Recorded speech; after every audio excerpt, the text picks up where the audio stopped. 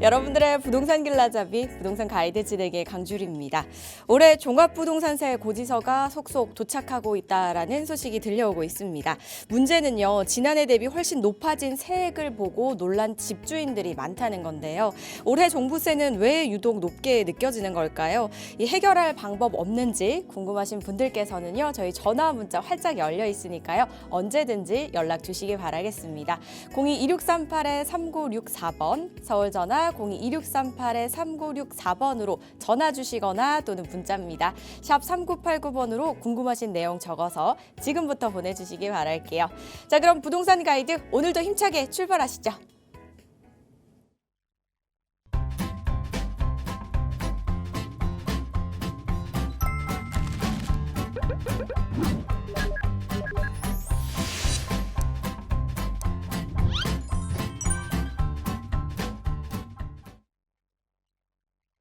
부동산 가이드 매주 목요일마다 함께 해주시는 분이죠.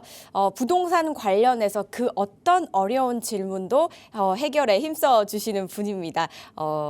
국토개발연구소의 이윤환 대표와 함께합니다. 안녕하세요, 대표님. 네, 반갑습니다. 전국에 계신 시청자 여러분. 목요일 3시의 남자 이윤환입니다.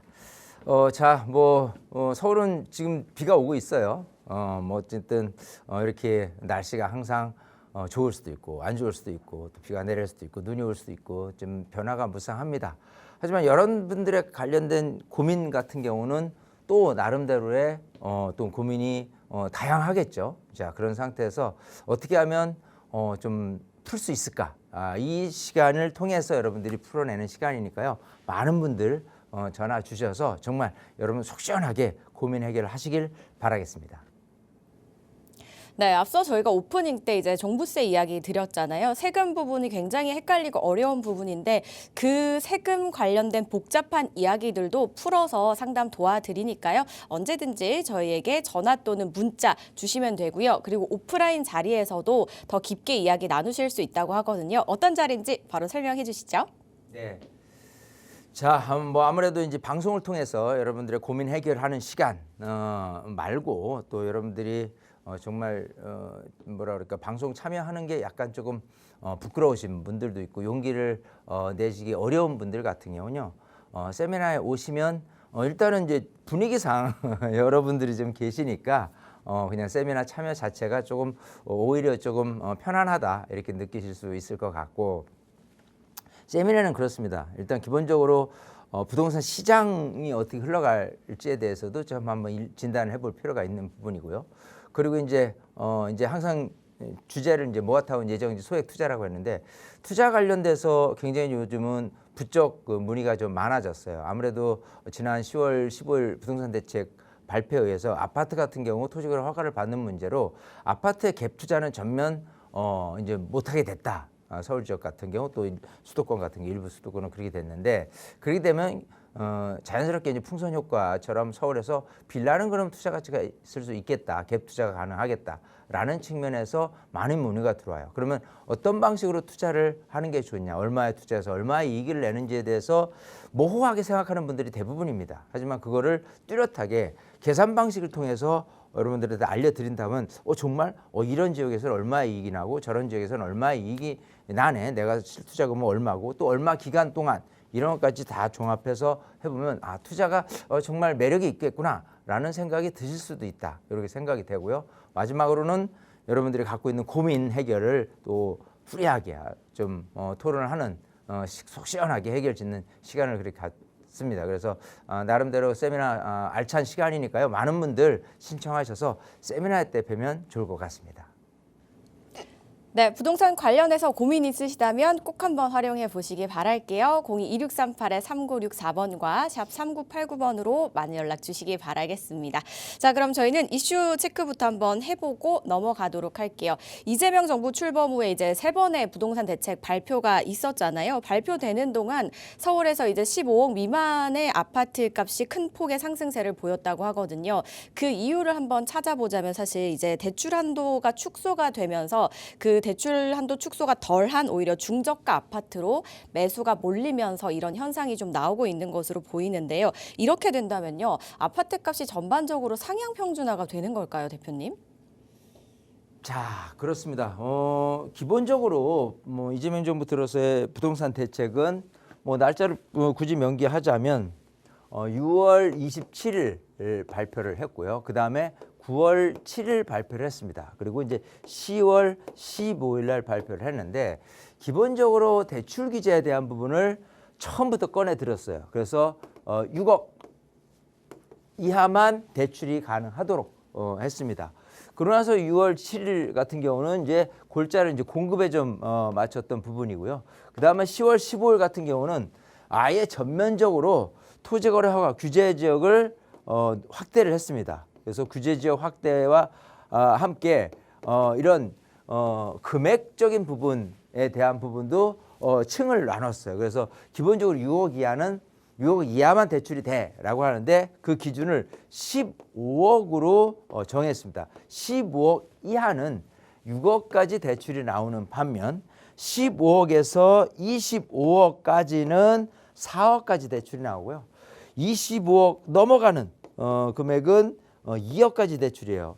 이상하게 반대가 됐죠. 그러니까 금액이 높을수록 대출이 많이 나와야 되는데 금액이 높을수록 대출이 굉장히 많이 안 나오는 부분으로 바뀌었습니다. 그러다 보니 자연스럽게 시장은 15억 이하의 아파트가 거래가 되겠죠. 6억까지는 대출을 받을 수 있으니까. 그러다 보니까 10억에서 15억에 대한 부분으로 해서 거래량이 많이 늘고 앞으로도 그런 추세는 좀 더 지속될 가능성이 있습니다. 그러면 15억에서 15억까지의 겨냥을 어디 쪽으로 할 것이냐 이게 또 숙제거든요. 그렇기 때문에 방송을 통해서 또 질문을 하다 보면 이런 질문들이 많이 나오니까 꼼꼼히 방송을 챙겨 보시다 보면은 아무래도 이렇게 해법 10억에서 15억 정도 선에서의 아파트는 어디를 사면 좋겠느냐라는 부분을 좀 이렇게 계속해서 방송을 통해서 여러분 모니터링 하다 보면은 얻어낼 수 있다. 이렇게 말씀을 드리고 싶습니다. 네, 아무래도 이제 규제에 따라서 전략을 세울 수밖에 없는 그런 상황이고 아파트 값이 이제 비싸면 비쌀수록 대출이 더 안 나오는 그런 상황이 되어 버렸기 때문에 지금 이런 현상들이 나오고 있다라고 말씀을 주셨고요. 그리고 이제 저희 방송 함께 하시면서 만약에 내 집 마련을 목표가 있으신 분들이라면 한 10억에서 15억 사이의 아파트들을 좀 눈여겨 보시면 좋겠다라고 말씀을 주셨고요. 이 부분에 대한 상담이나 또는 정보 많이 얻어가시길 바란다는 의미를 내비쳐 주셨습니다. 앞으로 여러분들 이제 뭐 내 집 마련에 대한 똘똘한 집 한 채는 있어야지라고 생각하시는 분들은요. 저희와 함께 전략 세워보시기 바라고요. 그 전략의 첫걸음 오프라인 세미나 활용해 보시면 좋겠습니다. 성수동 인근에서 진행이 되고요. 12월 10일 수요일 오후 1시에 진행이 됩니다. 주제가 정해져 있지만요. 이 주제 외에도요. 여러분들 가지고 계시는 부동산과 관련된 고민이나 또는 나에게 맞는 전략들도 함께 이야기 나눠보실 수 있으니까요. 꼭 한번 참석하셔서 활용해 보시기 바랄게요.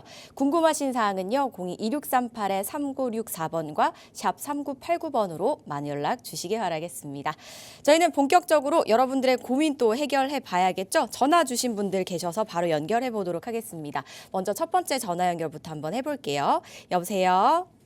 여보세요? 네, 안녕하세요. 네, 안녕하세요. 네, 시청자님 어떤 고민 좀 있으실까요? 네, 저는 송파구 잠실동에 트리지움 33평하고요. 네.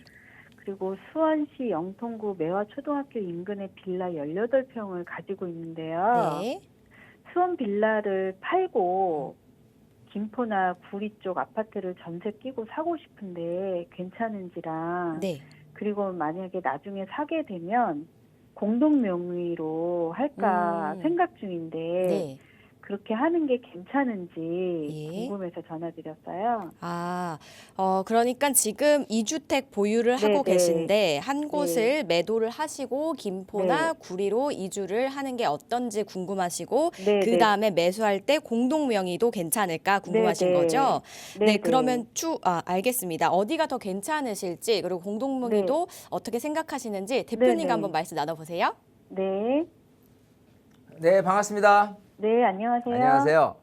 네. 자, 잠실에 트리지움을 갖고 계시고 네. 수원에 이제 조그만 빌라를 갖고 있는데 네. 수원에 있는 영통구에 뭐 매화초등학교 인근에 네, 이제 네. 빌라를 매도를 하고 네. 차라리 좀 그 아파트이긴 하는데 뭐 구리라든지 김포라든지 뭐 이렇게 네네. 지금 이제 규제 지역에서 벗어난 곳을 갭 투자하면 네. 어떠냐 이거잖아요. 네네. 네네. 그리고 이제 또 그걸 산다고 한다면 그래도 공동명의가 네. 좋지 않겠느냐라는 거고. 네네. 자, 우선 제가 물어볼게. 이 잠실의 트리즘 아파트 같은 경우는 명의가 공동이에요, 아니면 누구 단독으로 돼 있어요? 공동명의예요. 공동으로 돼 있어요. 네. 자, 일단은 이 공동명의로 됐을 때 네. 장점이 뭐냐부터 이렇게 따져야 돼요, 그죠? 네. 그러면 이 세금은 기본적으로 이제 취득세, 그렇죠? 그리고 보유세, 그리고 양도세입니다, 그잖아요? 자, 네. 뭐 취득세는 이미 지나갔으니까 네. 저기인데 보유세 같은 경우는 일단은 종부세가 이제 해당이 되겠죠. 재산세는 이제 물건에 나오는 세금이니까. 네네. 근데 종부세는 인별로 나간단 말이에요. 네. 근데 종부세 비율로 따진다고 한다면은 기본적으로 이제 12억이 공제가 돼요, 개인적으로. 아, 자, 네. 그러다 보니까 지금 이거를 갖고 있는 상태에서 다른 거를 어떤 거 살 때 누구 명의로 개인적으로 했을 때 네. 공동이 낫냐 개인으로 낫냐라고 네, 한다면 네. 이왕 부부 공동명의로 큰 거 트리즘 아파트 하나를 갖고 있으니 다른 네, 걸 네. 어떤 걸 투자를 해도 똑같이 공동명의로 하는 게 훨씬 유리해요. 아. 왜냐하면 네. 기본적으로 아까 얘기대로 종부세 같은 경우 얘기할 때 공제가 되는 비율은 똑같거든요, 개인별로. 그러나서 그 늘어나는 비율에 대한 부분이 어느 사람한테 누군가에게 편중될 필요가 없다는 거죠. 그런 측면에서 공동명의가 더 유리한 거고, 양도세도 마찬가지입니다. 기본적으로 양도세는 12억까지는 비과세가 맞아요. 네. 하지만 12억 넘어가는 것 같은 경우는 세금이 나오는데 네. 그 세금이 나오는데 공동명의로 진행이 됐다. 예를 들어서 이게 지금 시세가 많이 올라서 뭐 30억이 넘잖아요. 네네. 네, 그러면 12억 넘어가는 30억 안쪽에 그 세금을 반으로 쪼개서 했을 때 세율적인 부분에서는 기본적으로 유리해요. 그렇기 때문에 이 공동명의는 기본적으로 보유세, 종부세, 또 양도세까지도 어쨌든 혜택을 얻기 때문에 공동명의를 하는 게 맞겠다. 이렇게 네. 말씀을 다시 드리는 거고요. 네. 자, 그다음에 이제 아까 처음 빌라, 얘기한 대로 수원 영통에 있는 빌라를 갖고 있는데 네. 그게 이제 저쪽 매화초등학교 근처에 있다고 했어요. 네. 자, 그게 그래요. 빌라라는 게 어찌 보면은 나중에 그 지역이 개발된다고 한다면은 네. 괜찮은 물건이 돼 버려요. 그죠? 네, 네. 빌라의 모습 자체가 그래요. 빌라를 생각하면 그냥 일반 모든 시민들 입장에서 봤을 때는 아파트를 선호하지 빌라를 선호하진 않아요. 하지만 지금의 빌라에 대한 패러다임은 그게 뭐 어떤 개발이 된다고 했을 때 아파트 전초전이라는 입주권을 받을 수 있는 물건이라는 것 때문에 괜찮아요. 그래서 만약에 그 지역이 재개발이 될 수 있다라고 한다면은 필요에 따라서 놔둘 수도 있는 거예요. 그럼 이제 그걸 살펴보죠. 일단 기본적으로 아까 영통이라고 했는데 네. 수원은 이래요. 기본적으로 수원을 통틀어서 이렇게 읽어보면 수원은 이 4개 구가 있어요.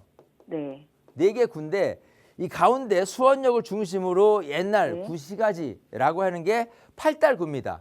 네. 좀 위쪽 같은 경우는 장안구가 있어요. 네. 그리고 왼쪽에는 권성구가 있고 또 오른쪽에는 영통구가 있어요. 예. 근데 영통구는 태생 자체가 좀 신도시격으로 돼 있는 거예요. 수원 내에서도. 그쵸. 기본적으로 삼성을 필두로 해서 예, 큰 이 삼성이라는 회사 근처로 해서 계획된 도시들이거든요. 네, 네. 그러다 보니까 기본적으로 이런 계획된 도시들 안에서 만들어졌다 그러면 아파트촌이 대부분이겠지만 아파트촌이 아닌 빌라촌도 당연히 만들어질 거 아니에요. 네. 특히 상가주택이나 이런 것도 많이 만들어지거든요. 네. 자, 그랬을 때 만약에 지금 말씀하신 매화초등학교 근처에 있는 부부로 간다면 이렇게 주거지역으로 돼 있긴 하는데 네.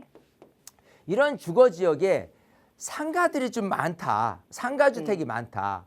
왜냐하면 아파트 같은 경우는 기본적으로 아파트 내 단지 내 상가도 있지만 상권이라는 부분 때문에 신도시를 만들 때 계획을 할 때 반드시 상권이라는 부분을 이런 식으로 그 상가주택 지역으로 이제 그 만들어내거든요.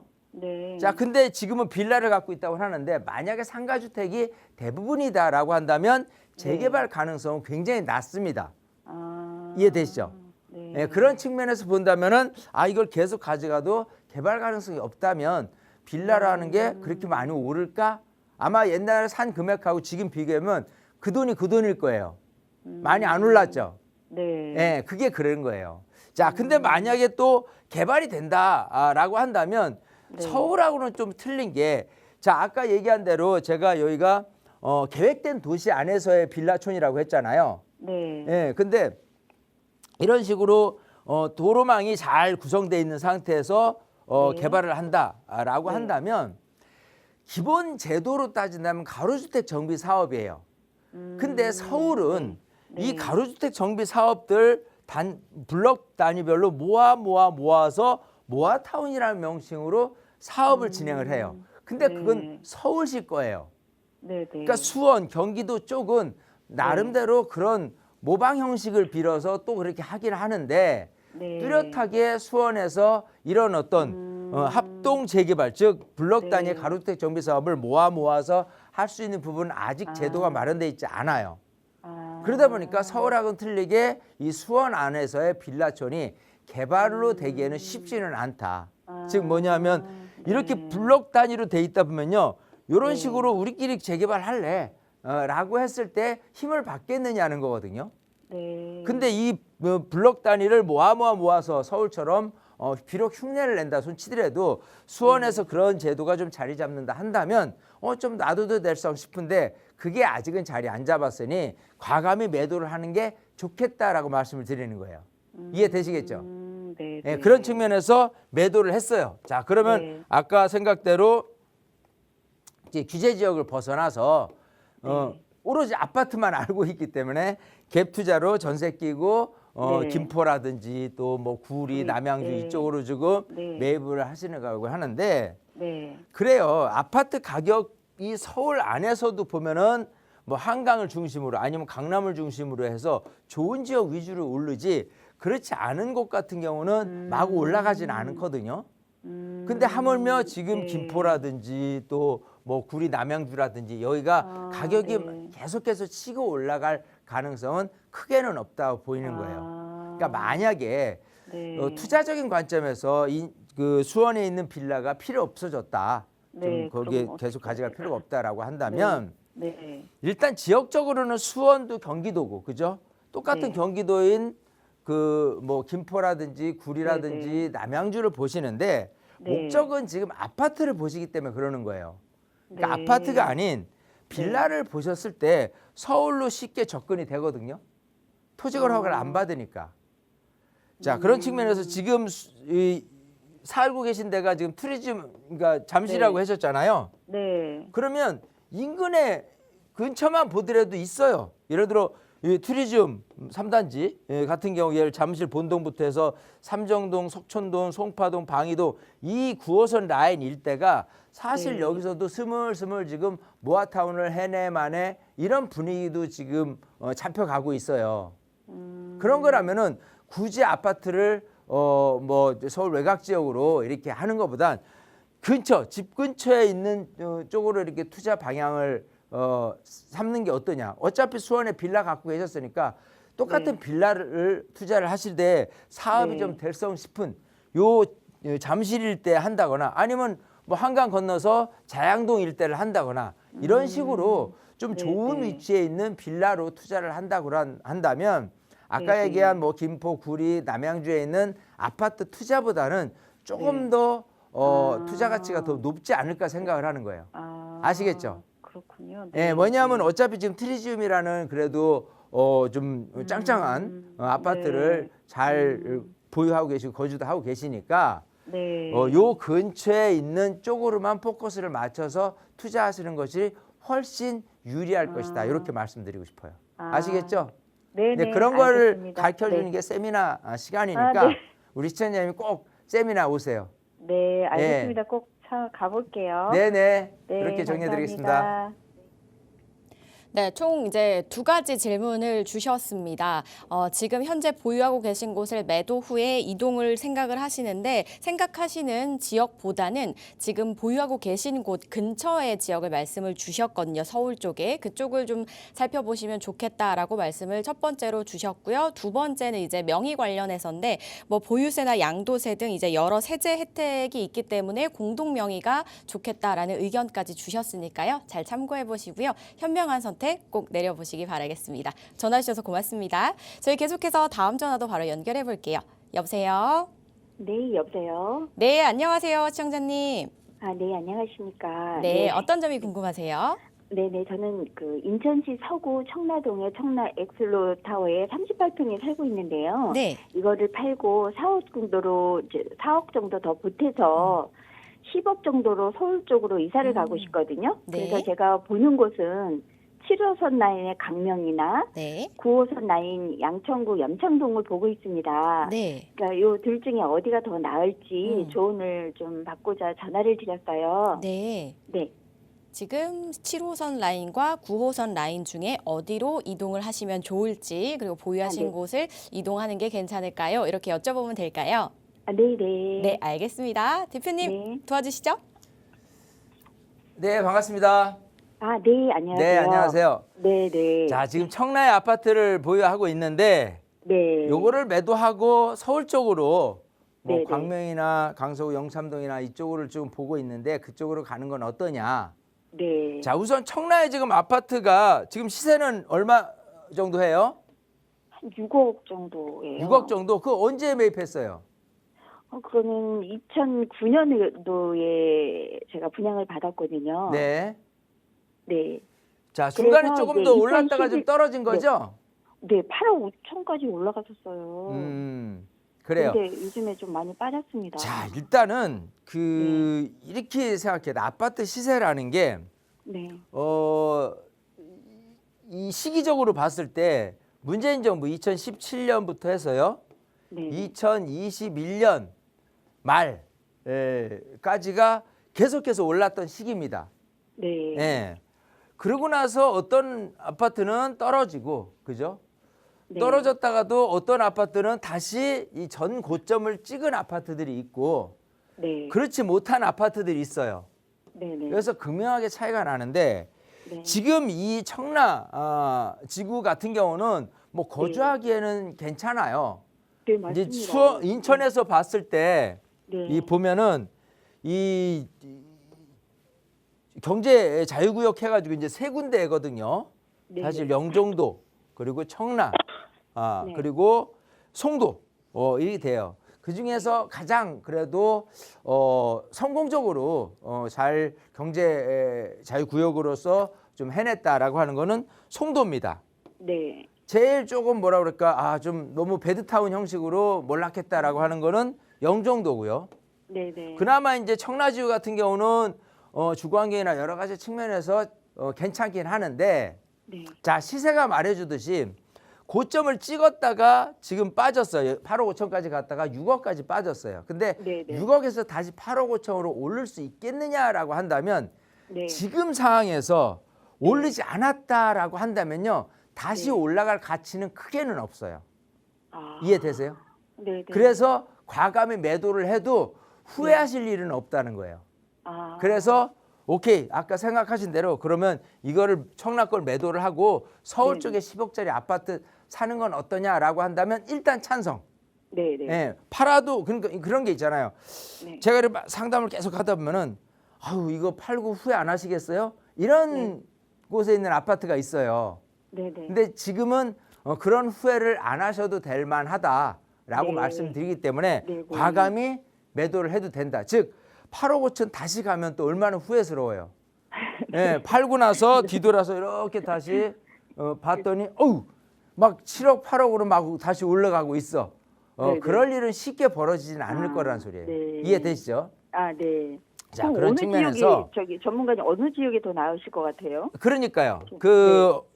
어느 지역으로 갈 거에 대한 부분을 아까 광명 쪽하고 네, 염창동. 그다음에 이제 네. 9호선 라인을 봤어요. 그러니까 네. 광명 같은 경우는 7호선 라인이고 사실 청라지구에서 이쪽으로 넘어가는 거는 아마 서울로 왔다 갔다 하시기에는 7호선 라인이 좋은데 7호선 라인도 연장 개통 예정은 있어요. 네. 근데 언제 될는지는 아직은 모르겠고 하다 보니까 7호선 라인을 생각을 했는데 10억 갖고 가려다 보니까 비싸. 네. 그러다 보니까 기본적으로 이제 광명 쪽에 있는 아파트는 어떠냐라는 부분을 이제 하나를 선정을 했고요. 지역적인 부분으로. 네. 그리고 또 하나는 아까 9호선 라인으로 했어요. 자, 네, 그러면 이렇게 위치상 이렇게 보면은 서울 안에서 염창동하고 이렇게 광명하고 이렇게 봤어요. 7호선 라인에 있는 광명 쪽 그리고 염창동 9호선 라인인데요.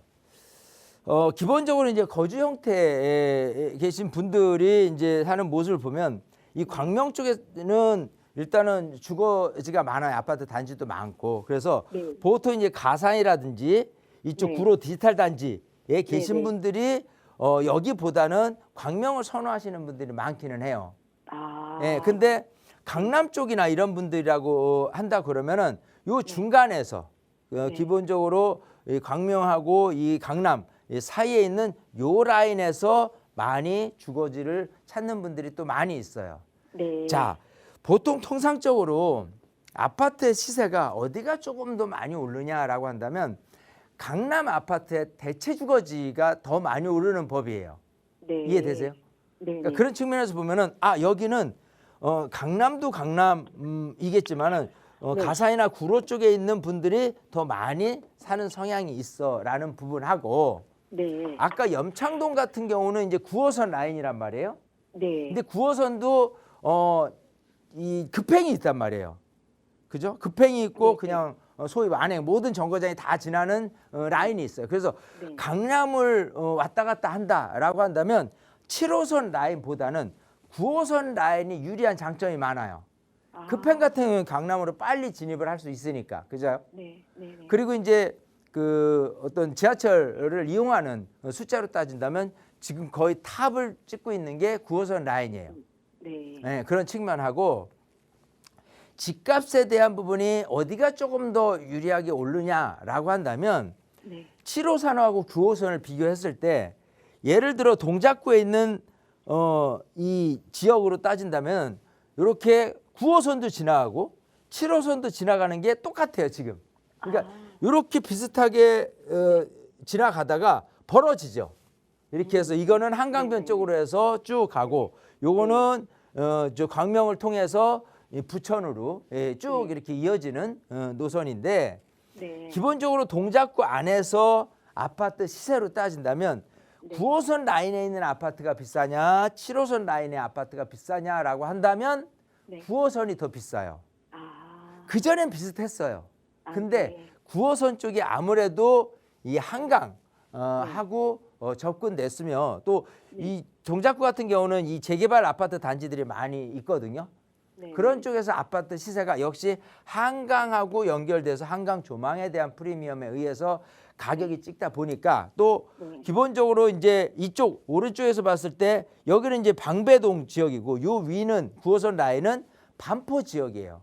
아, 서울만 네네. 해더라도 이 서초구 안에서 반포 지역에 있는 아파트와 네. 방배동에 있는 아파트와 가격 비교를 한다고 그래도 반포가 좀 더 가격이 우위에 있어요.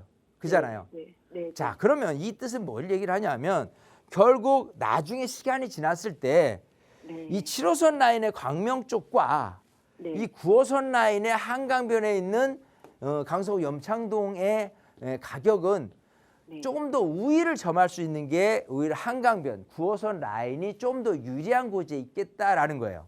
아. 이해하시겠어요? 아, 네. 예, 그런 측면에서 또 아까 얘기한 이쪽에는 소위 가사이나 구로지다 단지에서의 그 입주 주민들이 많은 부분을 차지하는 반면에 여기 같은 경우는 또 이 마곡지구까지도 사실은 마곡지구 아파트들이 비싸면 일로 넘어오는 경향이 많은데 이 마곡지구 같은 경우는 크게 LG 대기업을 필두로 해서 많은 기업들 어떤 여기처럼 디지털 단지라고 하지만 얘는 옛날에는 공단이라는 표현을 썼었거든요. 그래서 네. 네. 물론 다양하게 많은 업종이 몰려 있기는 하지만 그래도 교육 환경이라든지 여러 가지 부모들의 지식 수준이라고 봤을 때는 조금 더 마곡지구 쪽이 유리한 곳에 있기 때문에 학군적인 측면에서도 무시 못한다는 거예요. 이해되시겠어요? 네. 네. 그러니까 그렇게 해서 소비자들 즉 거주하는 사람들의 성향에 따라서 집값이 올라가는 비율이 틀려지는 거예요.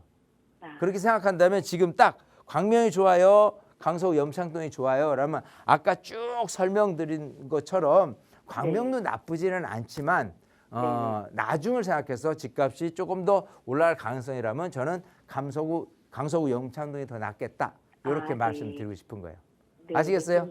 네. 이해가 잘 영창동으로 되셨어요? 좀 가서 좀 이렇게 해서 이제 깨알같이 뒤져보시고 네네. 그러고 이제 아유 그래도 좀 헷갈린다라고 한다면 다시 전화 주시면 돼요. 알겠습니다. 아시겠죠? 네, 감사합니다. 이렇게 정리해드리겠습니다. 네, 보유하신 곳 이제 정리하시고 이동하시는 부분에 대해서 좀 긍정적으로 말씀을 주셨습니다. 일단 대표님은 항상 상담을 도와주실 때 왜 매도를 해도 되는지, 왜 이쪽을 봐야 되는지라는 설명을 항상 또 뒷받침해서 해주시니까요. 이 부분 꼭 참고를 해보시고요. 조금 미래까지 길게 생각해서 염창동이 더 낫지 않을까라는 의견 조심스럽게 주셨습니다. 그래도 결정은 또 시청자님께서 하시는 거니까요. 다시 한번 비교해보시고 신중하게 선택 내려보시기 바라겠습니다. 전화 주셔서 고맙습니다. 이렇게 고민 있으신 분들 저에게 전화 또는 문자 주시면요. 고민 해결 가능하십니다. 02-2638-3964번과 샵 3989번 계속해서 열려 있으니까요. 많이 연락 주시기 바라겠습니다. 저 이번에는요. 문자 만나보고 갈게요. 0286님께서 보내주셨는데요. 여유 자금을 2억 원 정도 보유를 하고 있습니다. 이 금액으로 투자처를 알아보고 있는데요. 어디를 투자하는 게 가장 좋을까요? 라고 보내주셨습니다. 자, 2억 원 한도에서 어디를 투자해야 투자를 잘했다고 소문이 날까요, 대표님? 자, 일단 기본적으로 2억 뭐 아파트가 아닌 이제 빌라 투자 같은 경우를 얘기를 할 텐데 이런 게 있어요. 아무래도 좋은 지역, 뭐 강남을 필두로 한강변이다라고 한다면 투자 금액이 많이 들어가지 않겠느냐라고 하는데 지역적인 부분에서 이제 살폈을 때 하고요. 그 다음에 사업 속도 측면에서 살폈을 때 하고 측면은 이걸 잘 생각해야 돼요. 지역은 좀 빠져. 그러니까 뭐 서울에서도 약간 조금 타클래스 지역은 아니야. 그럼 뭐 예를 들어 금천구 아니면 저쪽 뭐 도봉구라든지 뭐 이런 쪽을 예시를 들어서 했는데 사업이 조금 진행되고 있어. 라는 측면에서 이렇게 들여다보면은 사업이 좀 진행되고 있으니까 가격이 조금 뭐 올라갈 수 있을 것 같아. 라는 측면에서 있어요.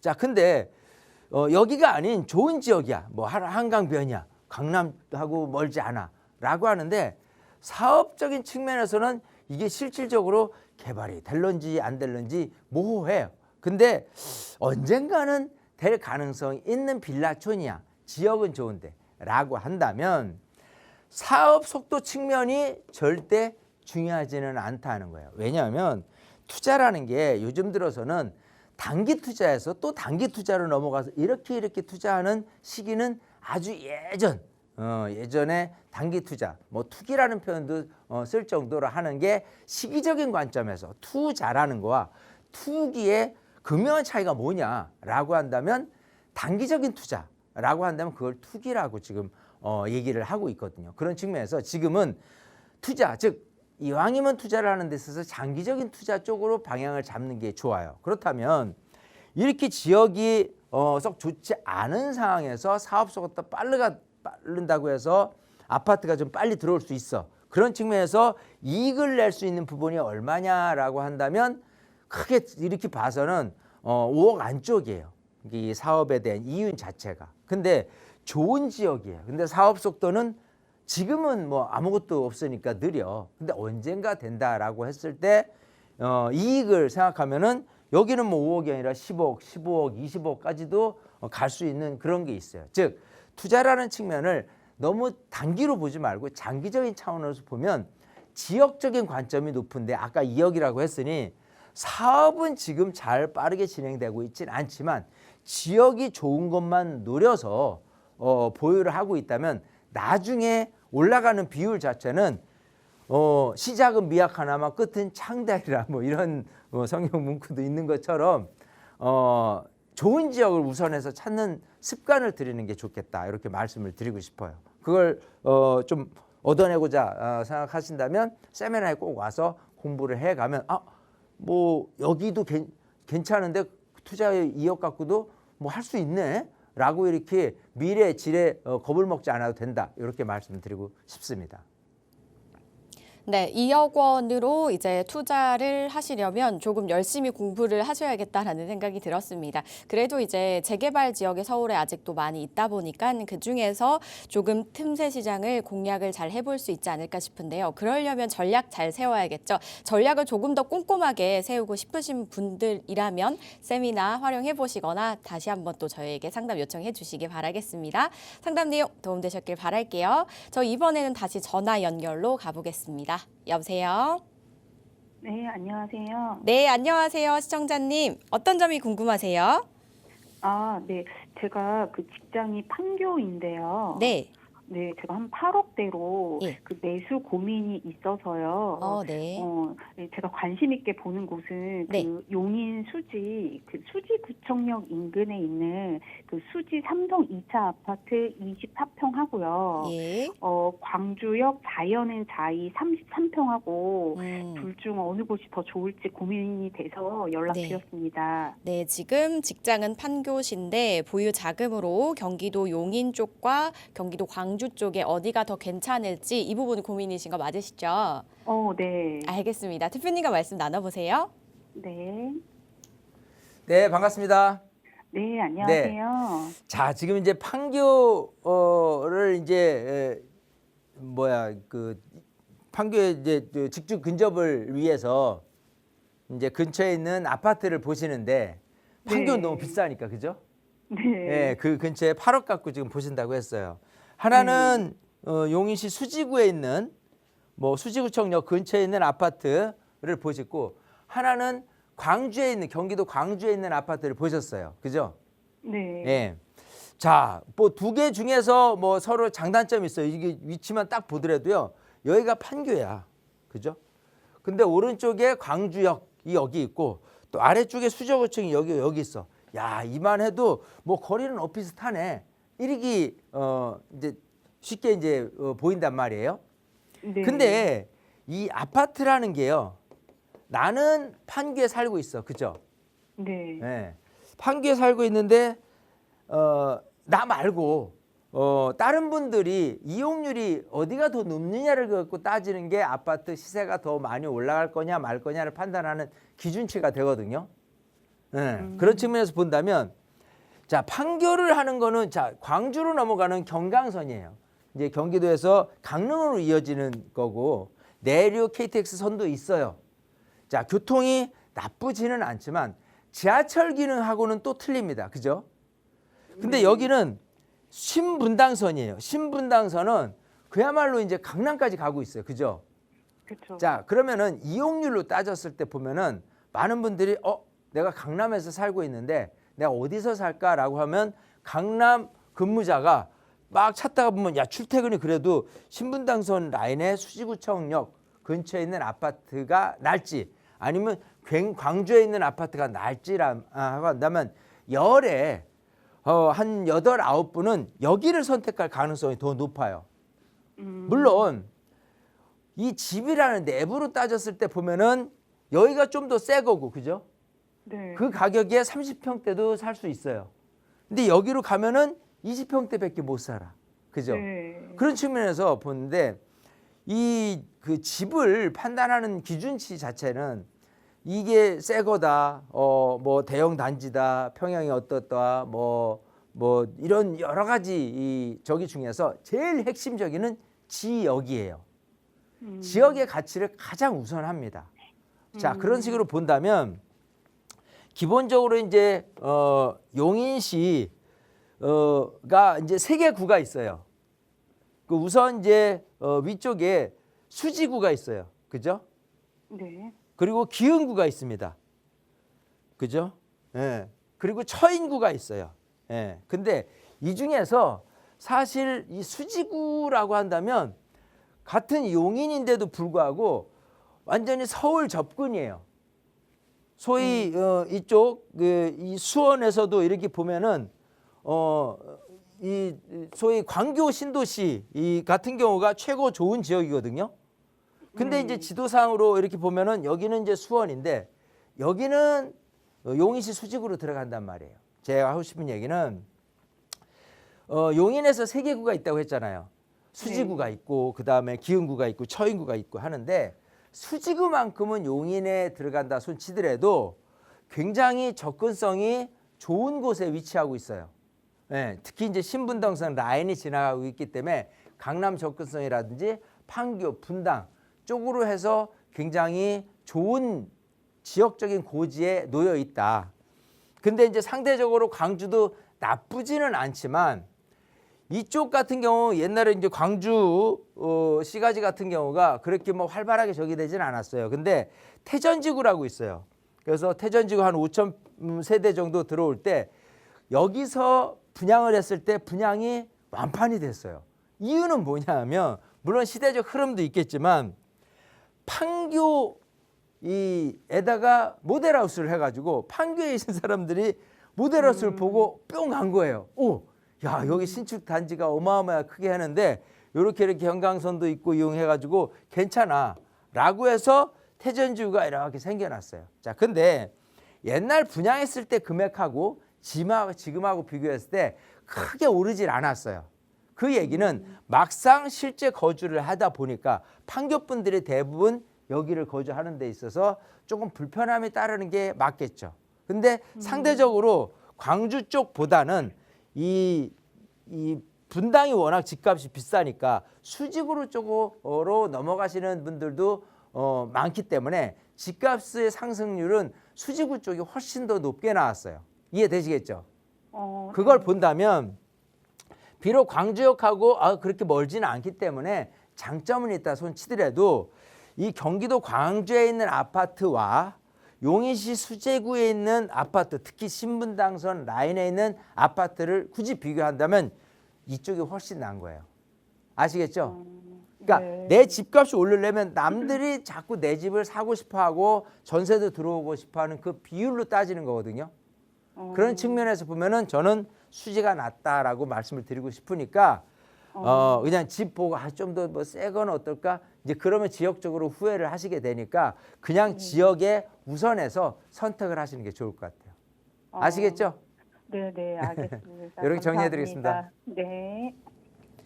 지역 우선 선택을 조금 더 긍정적으로 말씀을 주셨습니다. 용인 수지 잘 살펴보시고 좋은 선택 내려보시길 바랄게요. 저희 계속해서 다음 전화 바로 연결해 보겠습니다. 여보세요?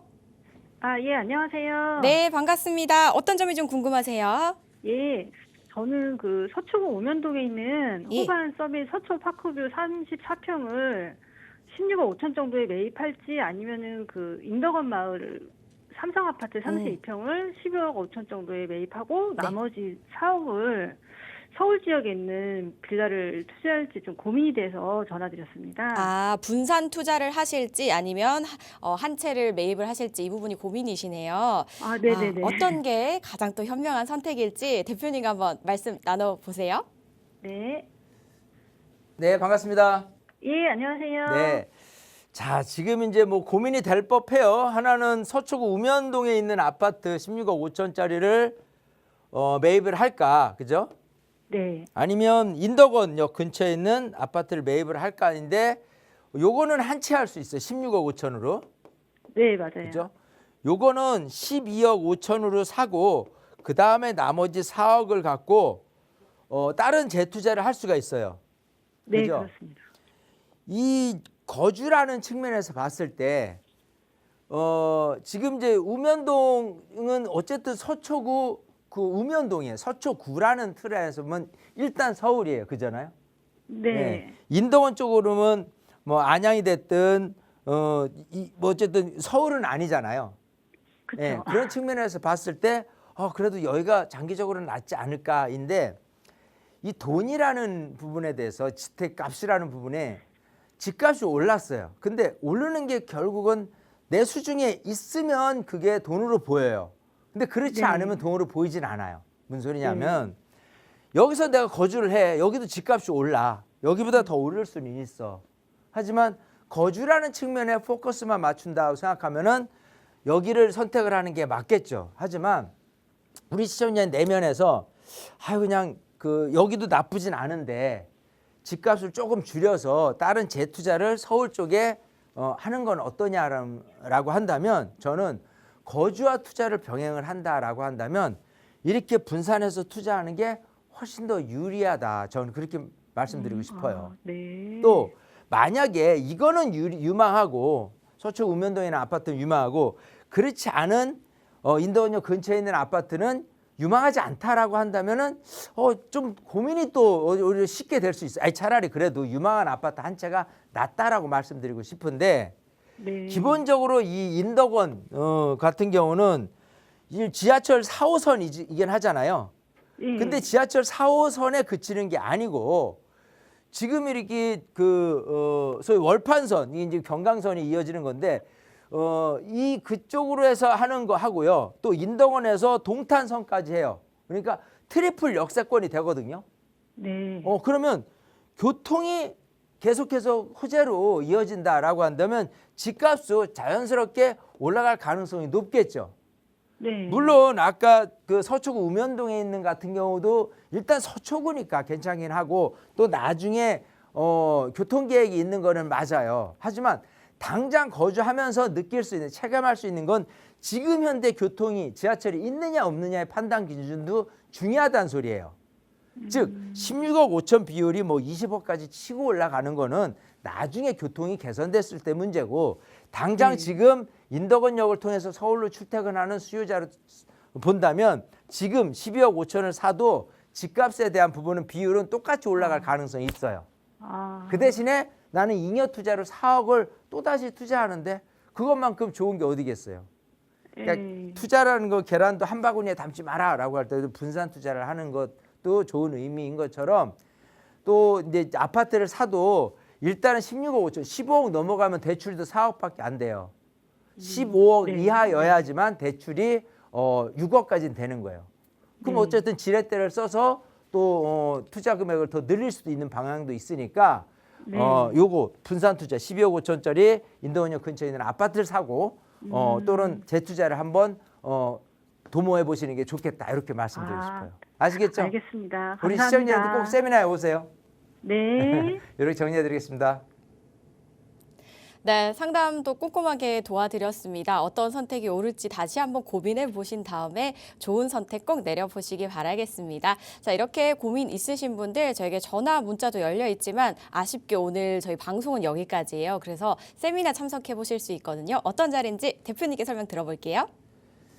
자, 항상 아쉬운 건 시간인 것 같아요. 제가 이제 방송 지금 고민 상담 코너 진행한 것만 벌써 거의 18년째 되거든요.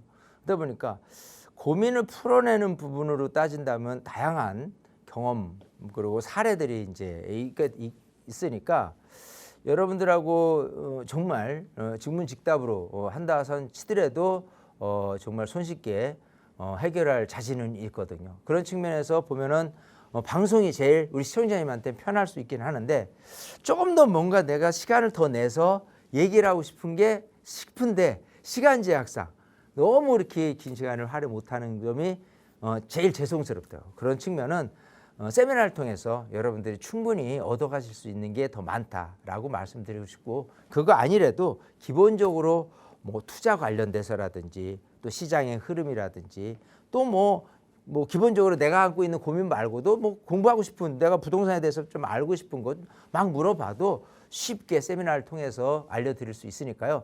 많은 분들 세미나를 통해서 정말 여러분들의 시간으로 적극 활용하시면 좋겠다, 이렇게 말씀을 드리고 싶습니다. 네, 부동산 관련된 고민 있으신 분들 꼭 한번 참석해 보시고요. 궁금하신 사항은요. 02-2638-3964번과 샵 3989번 많이 연락 주시기 바랄게요. 저희 방송에서 제공하는 정보는 투자 판단에 대한 조언일 뿐 해당 부동산의 가치 상승과 하락을 보장하지 않습니다. 남은 하루 즐겁게 보내시고요. 저희 내일 이 시간 다시 찾아뵐게요. 시청해 주신 여러분 고맙습니다.